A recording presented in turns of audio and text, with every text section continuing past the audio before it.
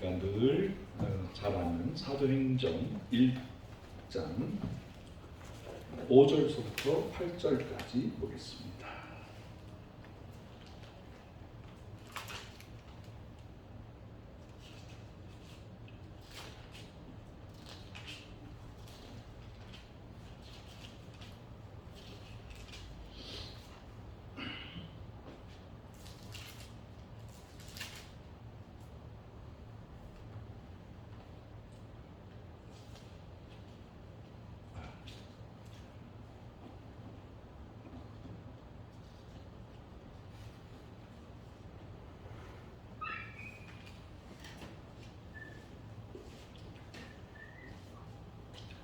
제가 봉독해 올리겠습니다. 사도행전 1장 5절부터 8절까지입니다. 요한은 물로 세례를 베풀었으나 너희는 몇 날이 못되어 성령으로 세례를 받으리라 하셨느니라. 그들이 모였을 때에 예수께 여쭈어 이르되 주께서 이스라엘 나라를 회복하시니 이때입니까 하니 이르시되 때와 시기는 아버지께서 자기의 권한에 두셨으니 너희가 알 바 아니요 오직 성령이 너희에게 임하시면 너희가 권능을 받고 예루살렘과 온 유다와 사마리아와 땅 끝까지 이르러 내 증인이 되리라 하시니라. 아멘. 8절 다 같이 시작. 오직 성령이 너희에게 임하시면 너희가 권능을 받고 예루살렘과 온 유대와 사마리아와 땅 끝까지 이르러 내 증인이 되리라 하시니라. 아멘. 이 말씀을 마치시고 예수님께서는 호련히 구름 타고 하늘로 올라가셨습니다. 제자들이 궁금했던 것은 그때가 언제냐? 예수님이 다시 오시는 날, 그러니까 이 인류의 모든 종말이 이루어지고 예수님과 더불어 공중에서 천년왕국을 이루고 영생 무궁토록 사는 때가 언제냐 그렇게 말했습니다. 그 답을 예수님께서는 아버지의 권한에 두셨다고 하셨지만 많은 힌트를 우리에게 주셨어요. 마지막 때는 어떻게 될 것인가? 내가 언제 올 것인가? 그 중에 이제 마지막 때가 언제냐? 디모데후서 3장 1절로 5절에 보면 사람들이 마지막 때가 되면 자기만 사랑한다는 거예요. 자기를 사랑하고 뽐내고 돈을 사랑하고 없다가 많아요. 감사가 없고 거룩함이 없고 사랑이 없고 용서가 없고 하나님이 없고 교만하고 모독하고 불화하고 거만하고 사납고 쾌락을 즐거워하고 거짓 선지자들이 가득하게 되고 미혹시키는 영이 다시 말해서 적 그리스도들이 나타나게 된다. 자연적인 증거를 또 말씀하셨어요. 그건 지진이 많아진다. 이 지구에 지진이 많아진다. 그리고 기근과 전쟁이 계속해서 이루어지게 될 것이다. 그 증거 중에 예화 중에 하나가 곡과 마곡이 전쟁을 하게 된다. 곡과 마곡이 전쟁을 한다는 말은 무슨 말이냐면 이스라엘과 이스라엘을 대적하는 나라들이 싸움을 하게 된다. 그야말로 3차 대전, 그야말로 지구 종말의 전쟁이 이루어지게 된다.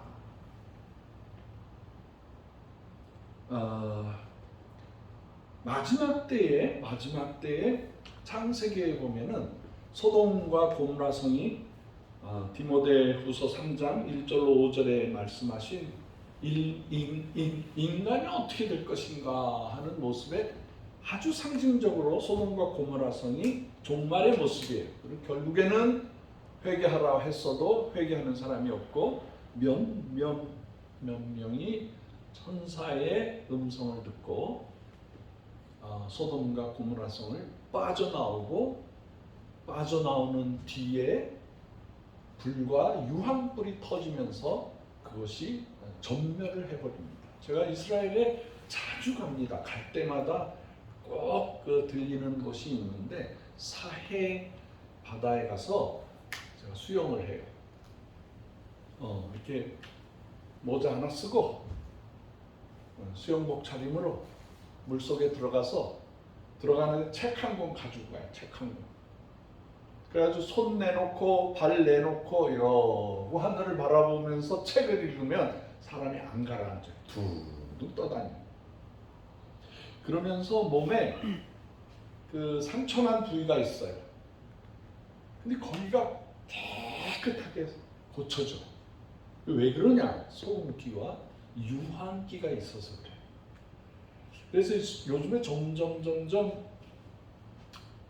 사해바다가 물이 말라가고 있습니다. 뭐 댐도 만들고 그 물을 가지고 먹고 살아야 되기 때문에 거의 뭐 시리아 있죠, 레바논 있죠, 요르단 있죠, 이스라엘, 뭐 팔레스타인 다 물을 빨아먹거든요. 거기가 이제 절대적으로 물이 모자라니까 사해바다로 흘러가는 물도 적어져서 그 사해바다가 점점 드러나기 시작해요. 그런데 드러났는데 거기에 무너진 성이 나타나기 시작합니다. 그야말로 소돔과 고모라 성의 그 자욱이 보인다는 거예요. 그 자리가 얼마나 유황과 불이 터져서 막 그야말로 땅이 이렇게 파여졌는지 수면 해발 400m 낮아요. 거기는 약간 어지러워요. 그런 예시들이 있어요. 마지막 때에 어떻게 될 것인가 하는 그런 지난 주간에 추적 60분을 이렇게 보는데 저는 그렇게 비판하고 막 그런 거 싫어서 이렇게 그냥 채널을 돌리는데 보니까 그 합창단의 그 단장이 지휘자가 고등학교 여학생을 학대해서 그 여학생이 죽었다. 그게 나와서 이건 또 뭐야? 우리 교회 안에서 이런 일이 있을 수가 있어? 자세히 봤더니 기쁜 소식 선교회라고 박옥수가 이제 이상한 교리를 가져와 가지고 한 번 회개하면 예수 그리스도가 나를 위하여 십자가 못 박혀 돌아가신 것을 확실하게 믿으면 그 다음엔 죄를 져도 회개할 필요가 없다. 그리고 이미 이루어진 사건을 그러니까 뭐 도덕도 없고 뭐도 없고 다 자기 마음대로 살아가는 거예요. 이미 난 믿었어.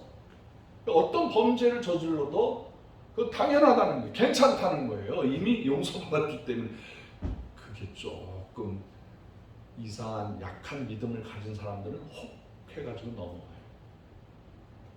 그래서 성가대 연습을 하루에 12시간을 시키고 합숙을 하고 말 안 들면은 막 때리고 욕하고 막 마음을 꺾어라 그런 말이 나와요. 마음을 꺾어라? 그거는 복종할 때까지 아주 철저하게 그 사람의 개인적인 그런 의지를 꺾어버려라. 그러니까 무서운 소굴로 변해 있었어요. 그러다가 어린 여자아이가 정신적으로 질환이 생기고 몸도 약해지니까 여기 손을 묶어놓고 때리고 그러다가 그 아이가 피가 터지면서 심장에 문제가 생기면서 죽었어요. 근데 그러한 비리를 보면서도 말도 못했던 사람들이 그 사건이 생기자 이제 고백을 하게 된 거죠. 그러면서 그 박옥수가 얼마나 이단 집단이고 그 여자가 그 합창 지휘하던 여자가 얼마나 돈이 많은지 뭐 현대백화점이나 신세계 거기에 VVIP 회원권을 가지고 있다는 거예요. 1년에 그 회원권을 가지려면 다이아몬드 회원이 되려면 6천만 원어치를 사야 그 회원권이 유지가 되는 거예요. 이 여자가 신자들은 먹을 것도 없고 막 바치고 그 성가대원들 가정이 있는 사람들도 기쁨으로 자기가 하는 게 아니고 강제로 들어와서 10만 원 받는데 15만 원 받고 많이 받는 사람이 40만 원 받는 거예요. 한 달에. 그러니까 사람의 노동력을 허경영이 그렇고 그 박태선이 문선명이 그 다음에 신천지 보면은 이 교회의 모습 중에 우리 보수교단은 뭐 장로교나 뭐 성결교회나 감리교회나 순복음이나 이런 데는 각자 세상에 나가서 돈을 벌고 거기서 감사해서 11조 바치고 감사헌금 바치고 주일헌금 바치는 그런 모습이에요. 근데 이단들은 자기네 신자를 만들어서 그 안에서 일을 시켜서 거기서 벌어들이는 돈, 노동력을 착취하고 아주 기본적인 식사와 잠자리를 제공해 주면서 노동력을 옛날에 그 시온 감장이라는 게 있었어요. 기억나세요, 목사님? 그게 그 전도관에서 나온. 그 뭐 시온이라는 이름을 붙여서 막 다 팔아먹고 그 돈은 박태선이 아들이요 하루에 몇 천만 원, 한 달에 몇십억을 쓰면서 탕자로 살았어요. 그 재산을 성도들의 그 피땀 흘린 재산을 다 빨아먹는 거예요.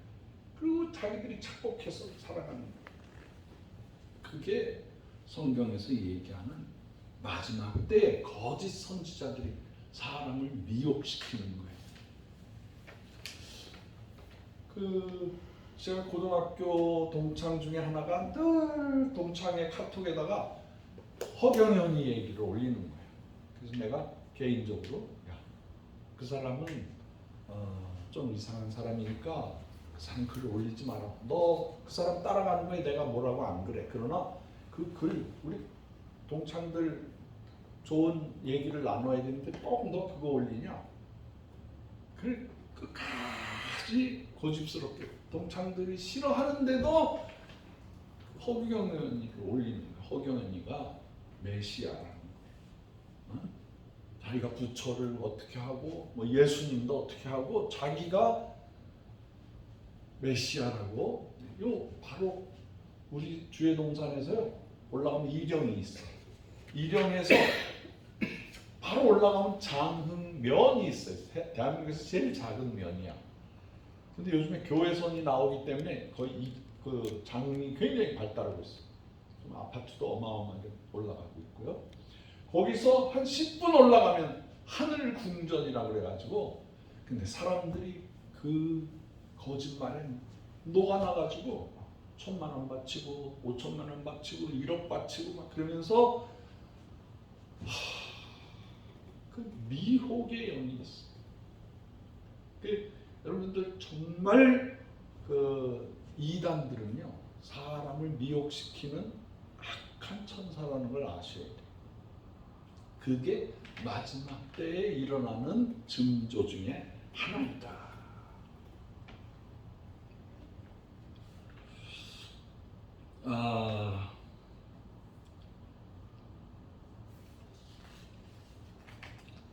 2024년에 대한민국에 대한 많은 예언을 한 사람들이 있어요.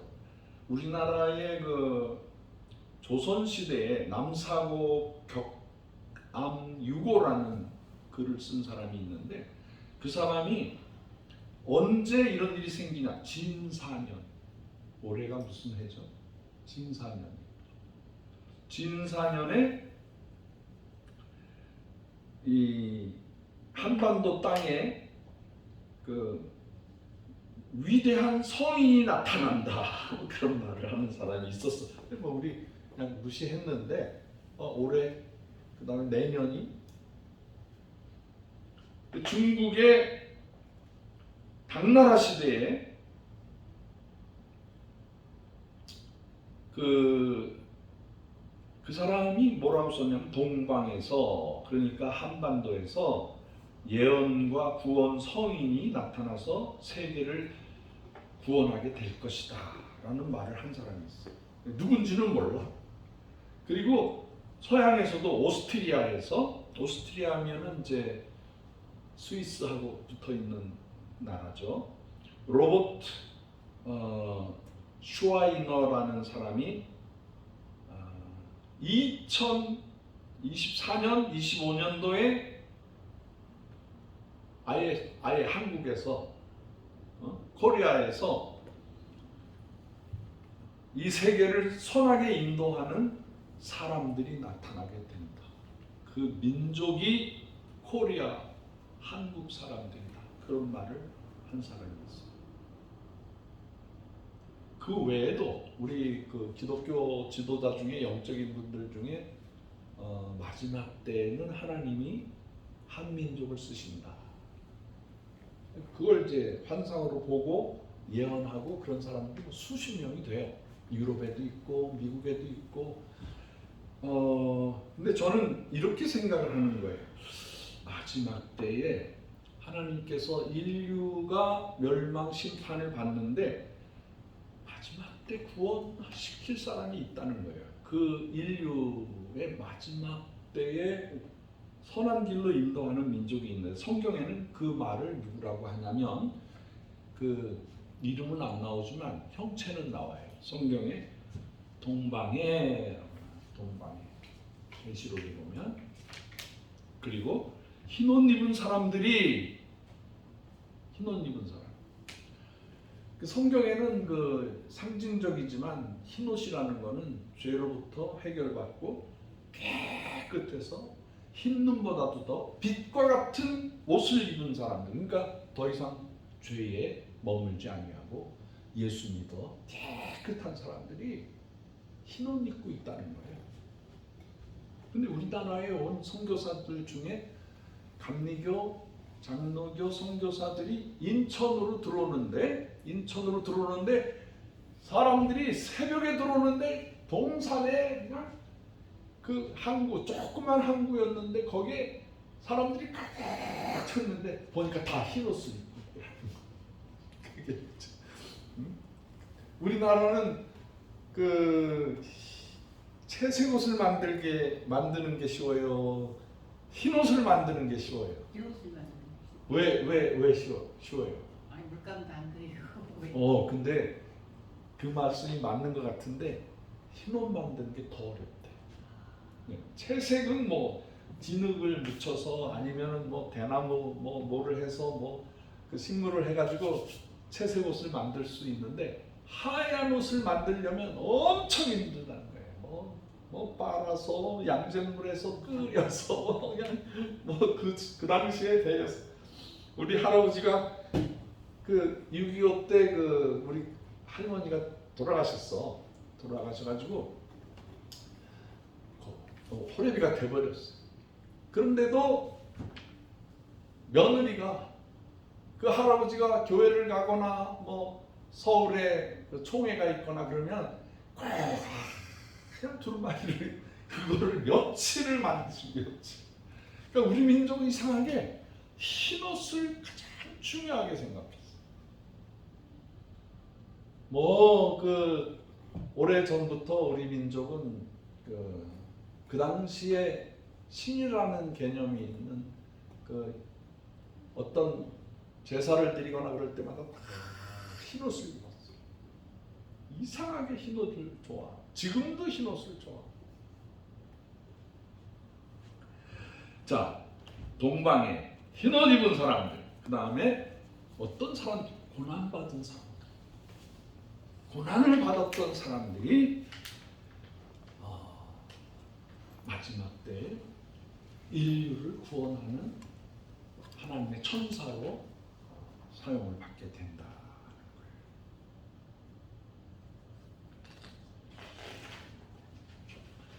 자, 우리 민족이 이런 역할을 감당한다는 것, 좀 마지막 설교의 마지막 부분에 자세하게 말씀을 드리고 지금은 이제 지금 우리 눈에 보이는 역사와 환경들, 인류가 지금 어떤 상황에 처해 있는가에 대해서 제가 좀 말씀드릴게요. 자, 첫째, 러시아가 벌써 3년 전에 우크라이나를 침략을 했어요. 그 전쟁을 일으켰어요. 그래가지고 지금도 쩔쩔쩔쩔 매면서 그 우크라이나 사람이나 러시아 사람들은요 조상이 같아요. 그래서 우크라이나가 더 키예프라는 곳은 거기서 처음에 복음을 전한 선교사가 그 주변 사람들을 다 예수 믿게 하고 그 다음에 거기에 있는 선교사들이 모스크바 공국에 가서 모스크바 공국에서 선교를 해가지고 다 하나가 된 거예요. 그게 이제 어디까지 왔냐면 저기 블라디보스토크까지 왔죠. 블라디보스토크에 가면은 거기 제일 높은 산의 전망대에 끼릴이라는 수도사, 선교사의 동상이 있어요. 끼릴. 그 사람은 이제 러시아, 우크라이나에 갔더니 글이 없는 거야. 글이. 이게 원시인이죠. 원시인. 그래서 자기가 가지고 온 언어를 우크라이나 러시아 말에다가 해가지고 러시아 말을 만들었어요. 그 글자를 끼릴 문자라고 해요. 제가 러시아 말을 배울 때 굉장히 성서적이야. 우리는 고맙습니다라는 말을 쓰잖아요. 일본은 뭐라 그러죠? 아리가또 고자이마스시다. 그리고 영어로는 thank you라고 해요. 프랑스 말로는 mercy, 메르치. 우리는 메르치라고 배웠어. 근데 러시아 말은 스파시바라고 해요. 스파시바. 이게 굉장한 의미가 있어요. 스파시라는 말은 구원받다, 구원하다라는 뜻이에요. 바라는 말은 하나님에 의해서. 그러니까 고맙습니다라는 말이 하나님이 구원해 주셨습니다. 하나님이 구해 주셨습니다. 그 뜻이에요.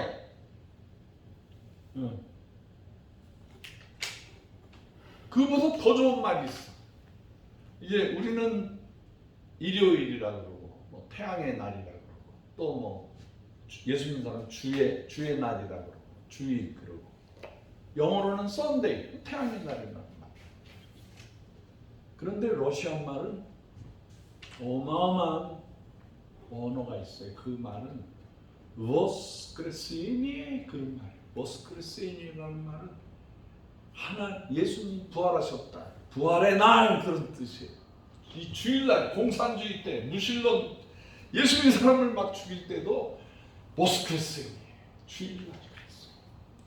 이렇게 좋은 기독교적인 언어를 가지고 있는데 교회가 감당하지 못하고 백성들을 잘 섬기지 못하고 교회가 부자가 되고 교회가 점점 그러니까 하나님께서 교회를 무너뜨리는데 무신론자들이 교회를 무너뜨려서 예수 믿는 사람 2,500만 이상이 순교를 당해요.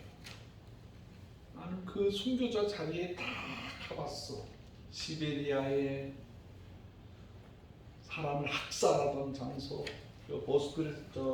블라디보스토크 안에 가면은 이렇게 산이 이렇게 돼 있는데 완전히 주변으로는 다 산이야. 근데 이렇게 들어가는 길이 하나 딱 있어.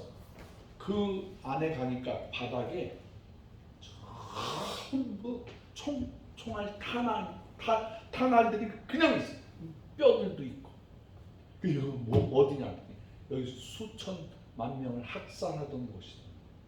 제가 그 한복판에 섰어. 뼈도 만져보고 탄약도 만져보고.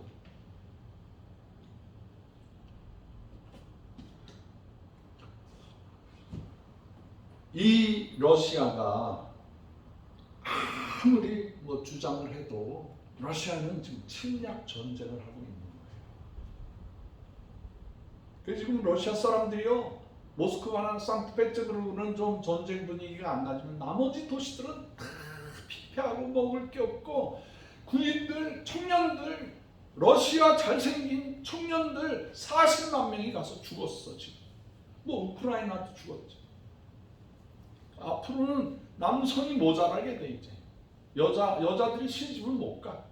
처으로나 가면 될까? 남자들이 다 죽어버렸어. 우리 교회 러시아 모스크바 산돌 교회도요. 청년들 다 도망갔어요. 남아 있으면 다 잡아갑니다.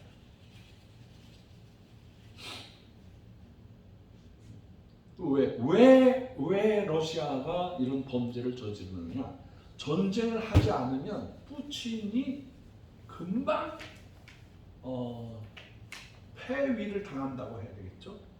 전쟁을 안 하면 푸틴은 자기의 그 수명을 다 잃어버려요. 그러니까 옛날 방식으로 러시아라는 땅이 굉장히 넓은데 지금 쿠르스크라는 그 주가 쿠르스크가 이제 우크라이나 바로 옆에 있는 러시아 주예요. 모스크바에서 한 500km밖에 안 떨어져 있어. 내가 쿠르스크에 갔었어요. 그 쿠르스크에 가면은 거기 전쟁에 지금도 2차 대전에 그 상처가 있는 거지. 나폴레옹도 쿠르스크를 통해서 들어갔어. 히틀러도 독일 군대도 쿠르스크를 통해서 모스크바까지 진격을 한 거예요. 왜 그렇게 할 수가 있느냐? 중간에 산이 없어. 다 평야야. 그냥 다 평야야. 그러니까 뻥 뚫려 있는 거예요. 이번에 우크라이나 병사들이 그걸 연구해가지고 여태까지는 큰 전쟁이 나고 그럴까봐 미국도 뭐 유럽도 전쟁을 더 크게 하지는 말아라, 방어만 해라 그랬는데 아무 의논하지 않고 쿠르스크를 쳐들어가서 지금 서울의 2배 이상의 땅을 정복을 했잖아요. 거기 가면은요 막을 방법이 없어. 방어선도 없고 뭐 아무것도 없어. 그러면 딱 직진으로 들어가다 보면 500km 가면은 그 모스크바예요. 근데 운전하는 곳이야. 아주 쉬워. 뭐 이렇게 뭐 언덕 올라갔다 뭐 이게 다 평양이야. 다 보여. 그걸 막으려면은 뭐 방법이 없어요.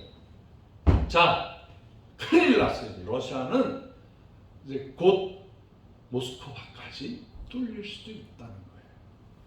근데 이 변수, 이게 게임 체인저라는 말이 있어. 게임 체인저. 이 러시아가 어느 나라가 조금만 도와주면은 완전히 패망할 수밖에 없는데 그 나라가 뭐냐면 이 멍청한 놈들이 탄약이 없고 폭탄이 없고 그러니까 세상에서 가장 못 사는 썩은 무기를 가지고 있는 북한에 그래서 우리가 좀 도와줄게 그러면서 그 무기를 수천만 발을 가져갑니다. 쏟아보면은 자기가 대포 안에서 터지고 녹슬고 형편없는 무기를 받았어. 그러니까 어떻게 이렇게 푸틴이 멍청한 놈인지 몰라. 잘 됐지. 이제 뭐 멸망해야 되니까. 근데 푸틴이 뭐 미사일 쏘는 뭐 그 외에 여러 가지 군사 무기들을 주고 재래식 무기를 가지고 가니까 피해 입는 나라가 어디예요? 우크라이나하고 어느 나라가 우리나라가 피해를 받는 남한이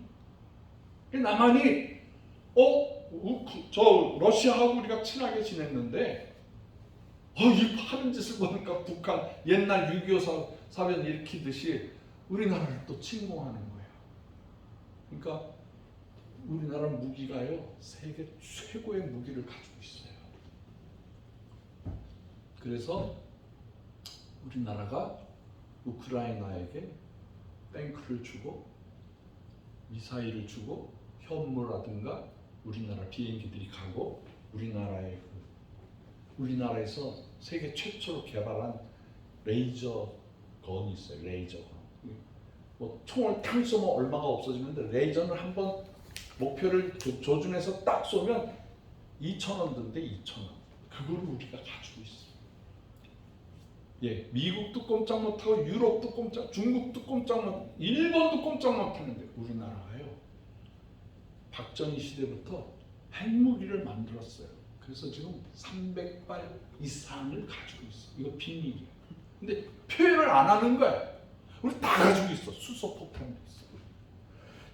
북한 애들이 땅굴로 들어왔잖아요. 난 걱정 하나도 안 해. 우리나라에서 더 많이 파서 북한에 들어가 있어 지금.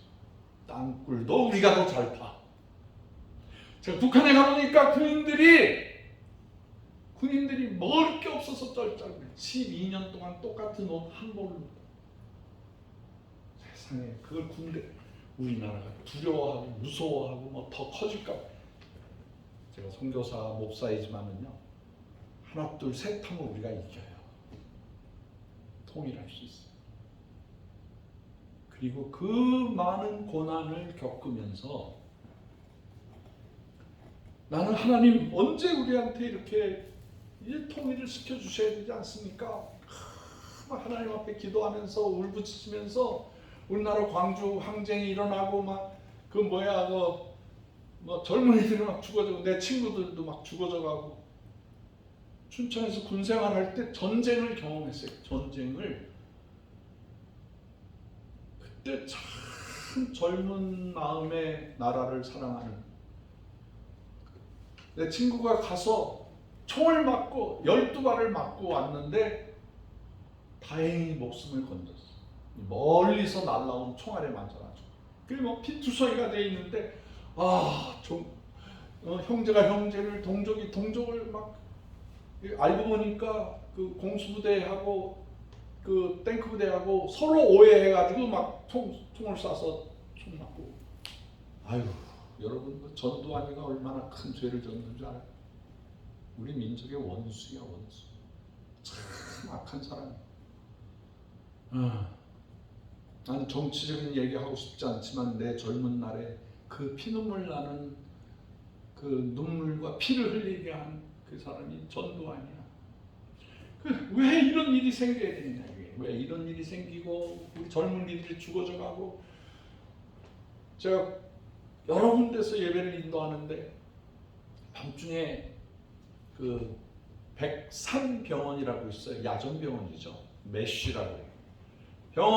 병원에서 이제 시체들이 오니까 광주에서 시체들이 막 날라오니까 그걸 이제 보초들이 이렇게 총을 메고 지키는 거야. 그런데 시체 속에서 꼼지락꼼지락 소리가 나. 그 보초 쓰는 애들이 겁이 나가지고 막 무서워서 보초 못 쏘겠다고 시체실에 사람이 꿈틀꿈틀하니까. 그게 내가 가서 보니까 사람이 움직이는 그 속에 쥐가 들어가가지고 쥐가 파먹는 거예요 사람을. 그런 거 다 봤어. 막 사람이 터져가지고 막 산산이 쪼개진 그 사람들 나무 젓가락으로 주워가지고 살 좀 모아가지고 그거 붙여서 형상을 만들어주고 그런 거 참. 세상에 그 뭐 적군하고 싸웠다 그러면 뭐 이해는 돼. 근데 우리 민족끼리 그걸 싸운 거야. 동과 서가. 그런 시절을 경험했어요. 그런 시절을 제가 경험했어요. 그러나 지금 와서 그 고난 중에 우리 민족은 열심히 전쟁 준비와 무기를 만들어냈어요. 우리 한국원 천사님들 중에 그 한국 국방과학기술 거기에서 근무하신 분들 많아요. 우리 안에 박사님들 많아. 그분들이 일어나서 잠들 때까지 계속 만드는 거예요. 생각하고 최고의 무기를 만들어내고. 이런 거는 이제 노코멘트 하는데 우리 안에 남편께서 러시아에 가서 백검 사업을 진두지휘하다가 러시아의 모든 미사일 체계 뭐 여러 가지 비밀 무기들을 다 가지고 온 분이 계셔. 우리 회원 중에. 이거는 이제 아직도 비밀로 해야 되기 때문에. 그래서 러시아 애들, 미국 사람들이 요만큼 만들어 놓은 거를 우리가 쫙 보는 순간에 우리는 더 잘 만들어 놓는 거예요.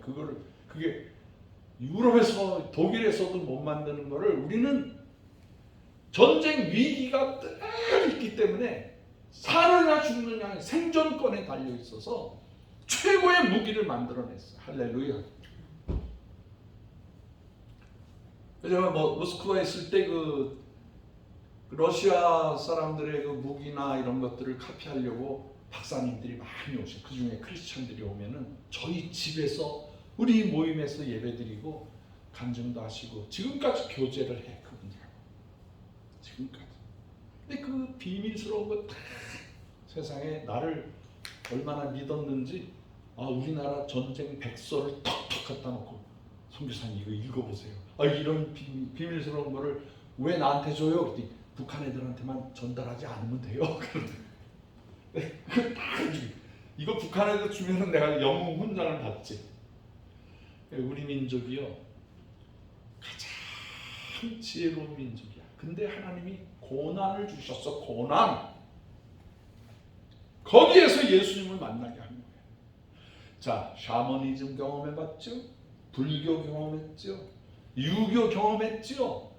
거기에다가 공산주의도 경험하게 했죠. 민주주의 경험하게 하셨죠. 선교사님들의 복음을 받아들였죠. 세계의 모든 이념, 사상, 종교 다 경험하고 결국에 선택한 게 기독교에 믿으시면 아멘 하세요. 아멘. 아멘. 이 예수 그리스도의 영이 들어오면은 세상의 모든 영보다도 높고 비밀을 다 풀 수 있는 마스터키야, 마스터키. 그 세상의 모든 철학과 교양, 모든 것을 다 이겨낼 수가 있는 거예요. 우리 안에 예수가 들어왔기 때문에 인류의 모든 문제를 다 해결하잖아요. 그 황창현 신부라고 그 캐토릭의 그 우스운 소리 잘하는 거 아세요? 집사님? 홍 집사님? 내가 소개해 줄게. 이분이 참 난 기특한 게 나이도 뭐 나보다 한참 어리지만 여러분 기쁨이 있어야 돼요. 아니 우리 개신교를 보세요. 개신교인들은 막 찬양할 때 손을 들고 막 감격하고 봉사하고 그래서 세계에 제일 많은 선교사를 보내고 있는데 우리 캐토릭은 뭐예요? 그러는 거야. 캐토릭은 너울 뒤집어 쓰고 땅을 쳐다보고 찬송한다. 그리고 간구만 하고 도와주세요. 이것 주세요. 저것 주세요를 하는데 개신교인들은 나와서 사랑을 전파하고 복음을 좀 보세요. 그런 사람이 얼마나 똑똑한 사람이야. 이런 신부가 하나 있더라고. 기특하다. 그래서 세상에 신부를 통해서 개신교 생명을 전하는구나. 하나님께서 이 민족을 사랑하셔서 마지막 때에 이 남은 하나님의 백성들 구원하시고 남은 자들을 구원하시기 위해서 한 민족을 쓰신다. 그게 우리 한민족이야. 한민족을 쓰신다. 우리 한민족이 두 민족이에요. 한민족이야. 그래서 제가 이 한민족이라는 단어가 너무 마음에 드는 거예요. 북한 애들이 제가 고구마 심어주면서 우리 한민족 고구마 나눔 운동이라고 하겠습니다. 그랬더니 우리는 조선입니다. 한민족이라는 말 안 합니다. 그래서 내가 다 무슨 뜻인지 알지만 동무 우리가 두 민족이요 한민족이요. 그랬더니 한민족 맞습니다. 그 사람은 이제 하나 둘 셋 넷으로 생각을 한 거야. 근데 저한테는 이 한이라는 단어는 크다. 엄청나다. 한가운데 있다. 처음이다. 그리고 중앙아시아 그리고 전 세계에 보면 한이라는 단어가 하나님이라는 뜻이에요. 그러니까 우리 하나님에 속한 민족이라는 거예요. 자, 이스라엘하고 하마스가 이슬람하고 싸우고 있어요. 이거는 곡과 마곡의 전쟁이죠. 이거 끝이 없어. 이거는 예수님 재림할 때까지 이게 해결될 문제가 아니에요. 다시 말해서 아브라함의 아들 이삭과 그 서자로 태어난 이스마엘과 그 조그만 싸움에서 그만 그 후손들이 끝까지 전쟁을 하고 있는 거예요.